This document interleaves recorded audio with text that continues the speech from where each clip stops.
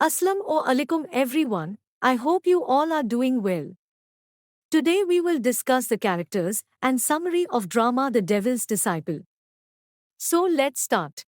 Characters 1. Dick Richard Dudgeon, the protagonist of the play, who sells his soul to the devil, is a progressive young man.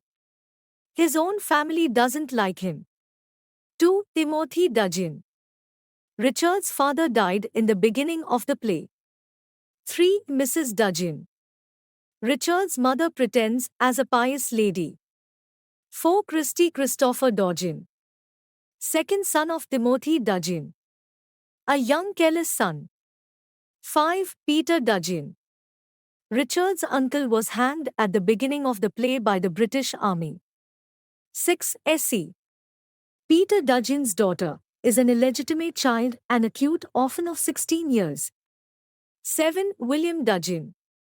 Richard's uncle. 8. Mrs. William, wife of Mr. William. 9. Titus Dudgeon.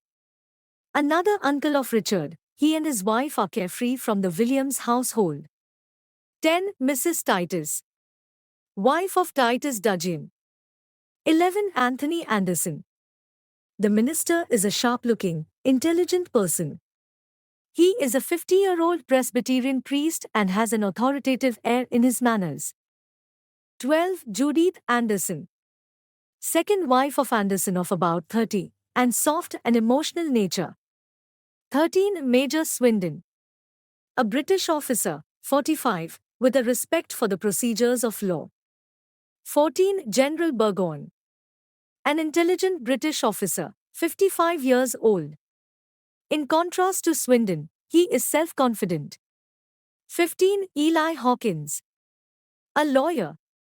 16. Mr. Broodnell, chaplain. The play opens in an hour between a black night and a wintry morning in the year 1777. Mrs. Dudgeon was sitting in the kitchen waiting for someone, and near her, a young girl named Essie was sleeping on a sofa. Mrs. Dudgeon woke up with a knock on the door. Christy, his second son, was at the door. He came inside and asked about Essie. His mother told him that she is the daughter of his Uncle Peter. After that, Christy told his mother that his Uncle Peter was hanged and the minister Anderson will come and also tell her about his father Timothy Dudgeon's death. He said this very carelessly. His mother was shocked by this sudden news. He told her that his father was ill in Navanstown and dead in the night. Her mother was shocked and angry with the news. After that, Anderson, the minister, came to their house and tried to console Mrs. Dudgeon. Anderson told her that his son Richardson was also present when Peter was hanged, and he wrote a wicked message to his father Timothy. Her mother does not like her, and that's why she said bad things about him, but Anderson said Richardson does not harm them, and that she should make such comments about him. He also told her that his husband Timothy changed his will at the last moment. That made Mrs. Dudgeon more angry and shocked. She said his husband has nothing of her own, and all that money was hers. Anderson said, I can do nothing in this regard. You are saying this in your grief, and if you feel it comparatively more suitable words.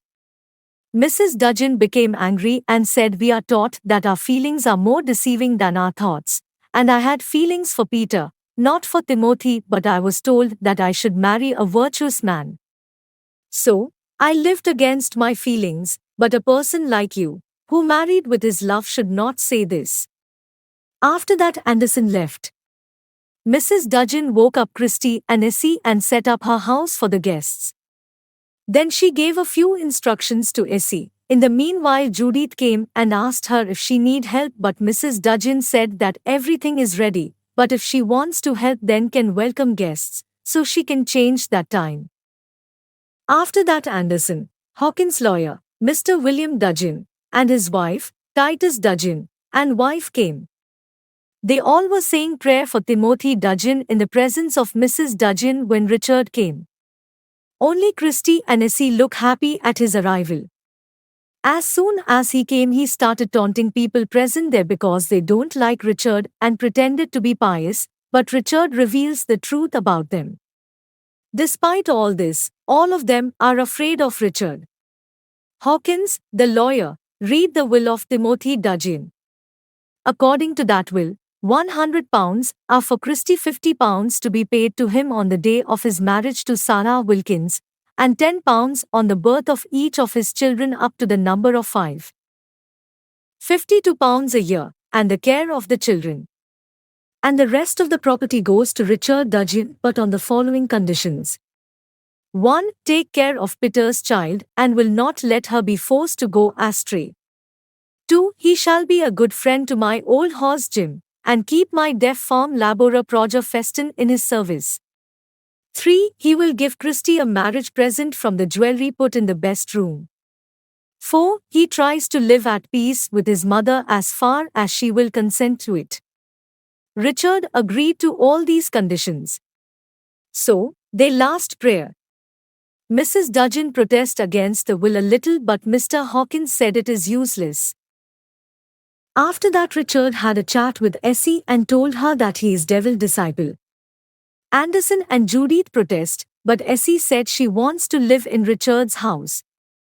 Everyone went except Essie. Richard allowed her to stay there. So, that was a little explanation of the characters and a summary of Act 1.